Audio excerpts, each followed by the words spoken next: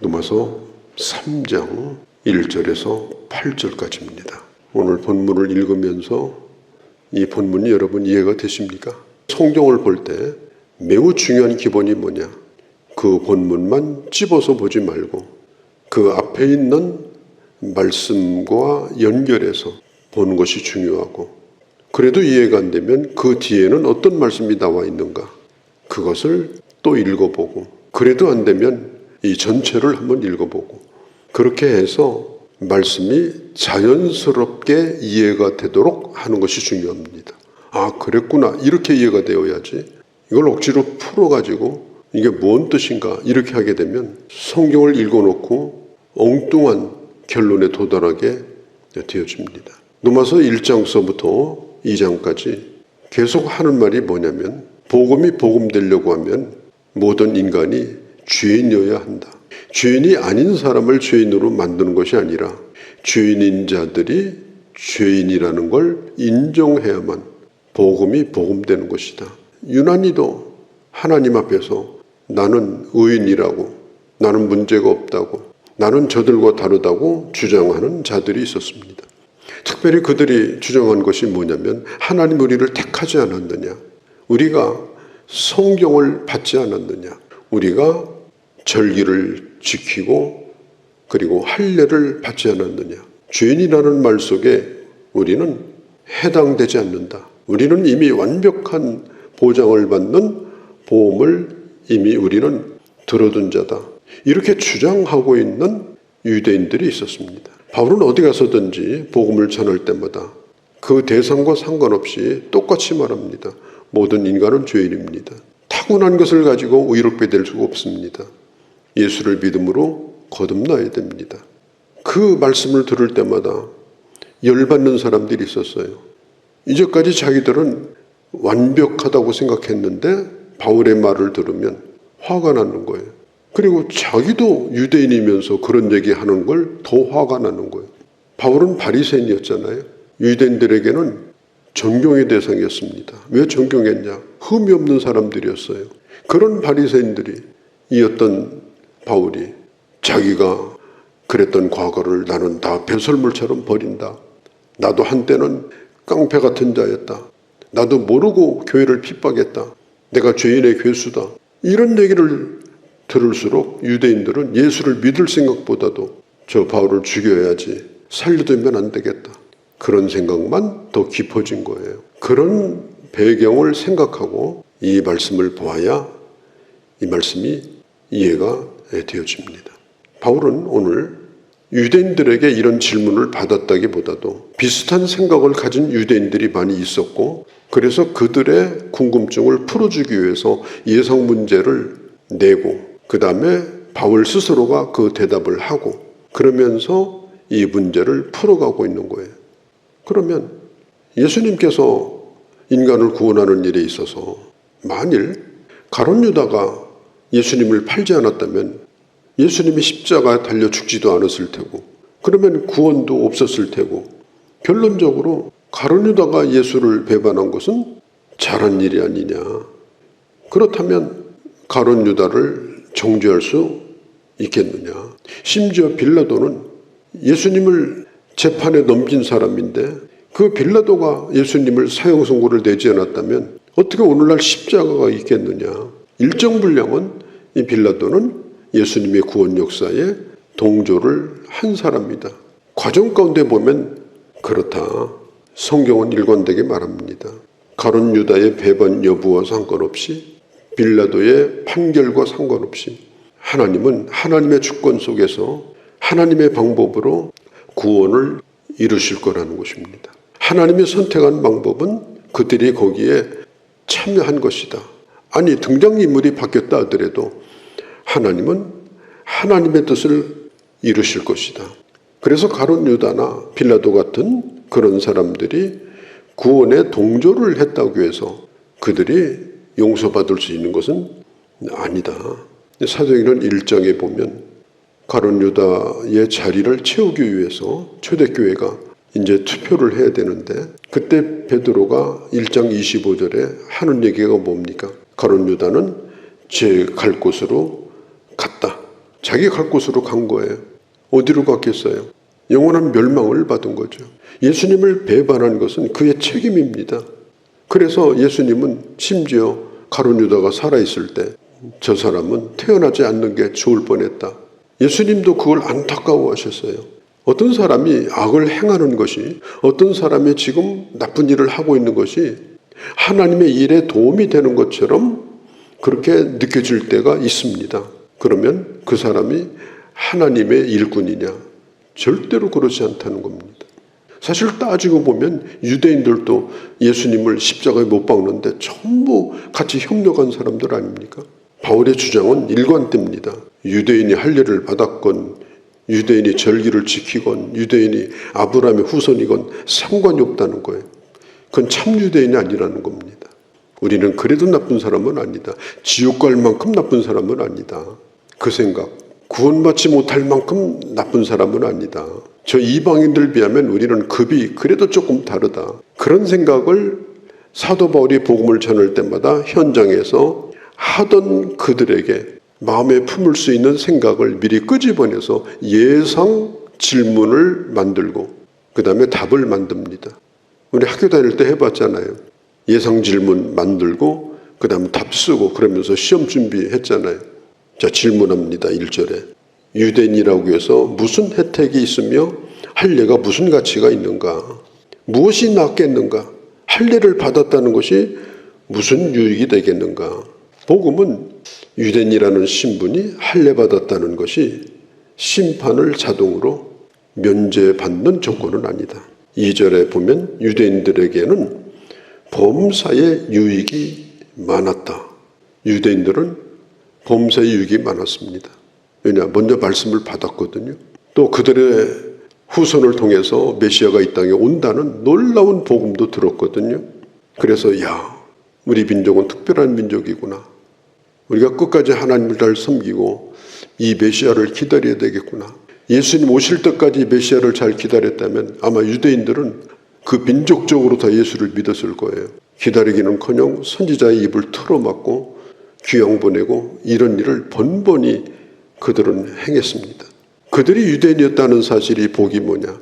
그들이 받은 말씀을 순종함으로 복을 받을 수 있는 기회가 있었기 때문입니다. 하나님의 말씀을 우리가 받았다는 복이 뭐예요? 많이 외운다는 거예요? 입술을 잘 가르친다는 거예요? 아니에요. 내가 그 말씀을 지킴으로 그 말씀이 내게 복이 되어져서 그 말씀이 내게 이루어지고 그 말씀의 세계가 나의 세계가 되어지고 그렇게 하기 때문에 말씀을 먼저 받은 자가 복이 되는 거지 기억하고 있다고 복이 되는 게 아닙니다. 말씀을 받았기 때문에 말씀을 전할 수 있는 특권을 얻은 겁니다. 말씀을 받은 유대인들은 반드시 다른 민족에게 이 말씀을 전해야 됩니다. 성경에 보면 모든 민족이 아브라함의 자손을 통해 복을 받는다고 했으니까 이 말씀을 전해야 되겠다. 어떻게든지 다른 민족에게 전해야 되겠다. 그런 마음을 먹었으면 유대인들은 정말 복받은 민족이죠.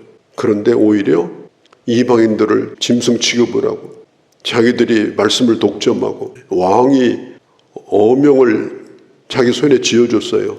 그런데 이 사람이 그 어명을 갖다가 전달도 하지 않고 아주 꽁꽁 묶어가지고 숨어서 자기만 하루에 12번씩 읽고 그거 붙들리면 사약받아야 돼요.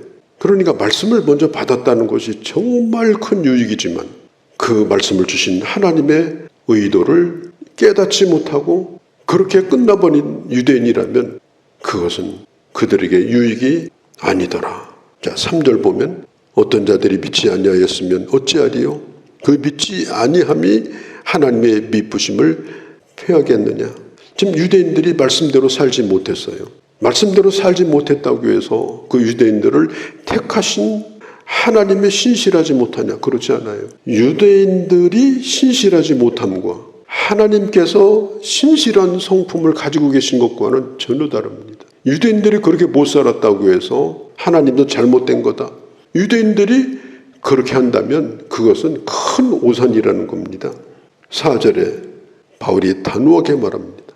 그럴 수 없느니라. 우리나라 말로 번역하면 천부당 만부당 그런 뜻입니다. 사람은 다 거짓되되 오직 하나님만 참되시다. 종교개혁자 요한 칼빈은 하나님은 참되시다라고 하는 이 말씀에 대해서 이렇게 해석을 했습니다. 기독교 철학의 중요한 이건 원리다. 사람들이 이렇게 타락하고 그야말로 마지막 종말을 향해서 가는 징조가 지금 눈앞에 지금 나타나고 있습니다. 그렇다고 해서 하나님의 진실하심과 하나님의 선하심이 흔들리는 거냐? 그렇지 않다는 겁니다. 그건 인간이 잘못된 겁니다. 그래서 하나님을 끌고 돌아가지고 특별히 더 안타까운 것은요, 신앙생활 하다가 자기가 뭐가 자꾸 안 돼요. 나는 잘한다고 생각했어요. 나는 특별하다고 생각했어요. 최선을 다한다고 생각했어요. 근데 이상하게 일이 안 되고 꼬여요. 그런 사람들이 품는 오해가 뭐냐? 이것은 하나님이 나에 대하여 신실하지 못하기 때문이다. 책임을 하나님에게 돌리고 교회에게 돌리고 심지어 교회 목회자에게 돌립니다. 목사님 때문이라고. 그게 왜 하나님 책임입니까? 그게 바로 유대인이 범하는 잘못된 생각이라는 겁니다. 인간의 모습이 어떠하든지, 오늘 이 세상 돌아가는 것이 어떠하든지, 내 형편이 어떠하든지 그것을 가지고 하나님의 신실하심에 대하여 흠집을 내려고 하지 말라. 그분은 언제나 신실하시다. 성경에 보면은 이 다윗이 하나님 앞에 범죄를 했을 때 이 4절 말씀은 시편 말씀을 인용해서 쓰는 겁니다. 다윗이 하나님 앞에 심판을 받습니다. 그러면서 시편은 노래하기를, 하나님이 다윗을 한때 그렇게 사랑했지만 잘못했을 때 그렇게 무섭게 심판한 것이 잘못된 거냐? 그렇지 않다는 겁니다. 사도 바울은 구약의 말씀을 인용해서 오늘 4절을 말하고 있는 것입니다. 5절, 6절을 보면 유대인들이 계속해서 바울에게 반론을 제기합니다. 7절까지 그 얘기가 쭉 이어져 가는 거예요. 사람의 예를 들면 이런 겁니다. 하나님이 아무리 빛이라고 하지만 세상이 다 밝은데 빛이 임한다면 그건 봄날의 도깨비불처럼 누가 빛인 줄 알겠냐. 세상이 너무나 어둡고 인간이 죄를 많이 짓기 때문에 하나님이 빛이라고 말하는 거 아니냐. 세상이 어두운 것도 하나님의 빛을 드러내는 일에 일조한 것이 아니냐. 우리가 이걸 뭐라고 말해요? 궤변이라고 말해요. 이 세상의 철학, 인문학, 논리, 이단들의 이 잘못된 이론들 얼마나 궤변이 많은지 몰라요. 성경을 잘못 해석하고 하나님의 공의와 하나님의 신실하심에 대하여 인간이 손을 대기 시작하면은 그게 바로 이단이 되는 겁니다. 인간의 실패와 잘못된 것을 하나님의 신실하심에 갖다가 붙이면 절대로 안 됩니다. 그건 내가 잘못된 거지 하나님이 잘못된 게 아니에요. 특별히 교회에서 유대인 기질이 강한 사람들이 하나님을 원망하는 마음이 있어요. 그건 옳은 일이 아닙니다. 차마 하나님을 원망하지 못하니까 눈에 보이는 교회 지도자를 원망해요. 그렇게 하면 안 됩니다. 지금 바울이 하고 있는 얘기가 그런 얘기인 거예요. 너의 실패가 하나님의 실패냐? 그렇지 않다는 겁니다. 그런 궤변을 말하지 말라는 겁니다. 8절 또는 그러면 선을 이루기 위하여 악을 행하지 않겠느냐? 지금 답을 하는 거예요. 5절에서 7절까지가 질문입니다. 긴 질문. 그 다음에 8절에 답을 합니다.